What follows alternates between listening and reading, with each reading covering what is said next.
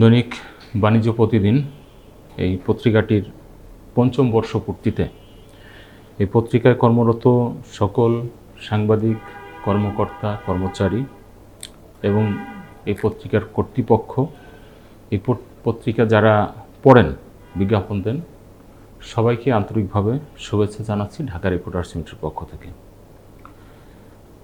আশা করি এই পত্রিকাটি দেশের স্বাধীনতা এবং সার্বভৌমত্বের পক্ষে লড়াই করবে।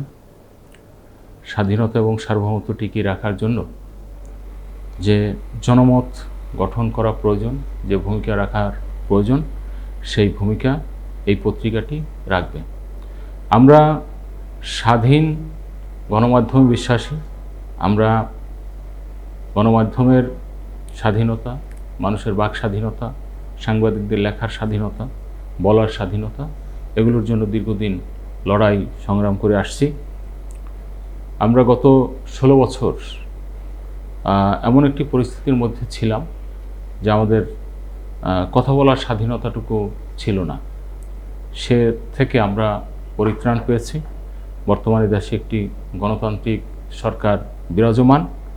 আমরা এই গণতান্ত্রিক যে সরকারটা আছে, এই সরকারের কাছে আমাদের দাবি হচ্ছে আমরা গণমাধ্যম, বিশেষ করে গণমাধ্যমে কর্মরত সাংবাদিকরা স্বাধীনভাবে লিখতে পারবে, বলতে পারবে, এটুকু অধিকার আমরা চাই। আর বাণিজ্য প্রতিদিন মানুষের স্বাধীনতার কথা বলবে, মানুষের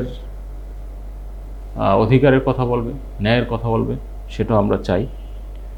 বাণিজ্য প্রতিদিন পঞ্চম বর্ষপূর্তি না, এই প্রতিষ্ঠানটি আমি চাই যে 500 বর্ষপূর্তি পালন করবে।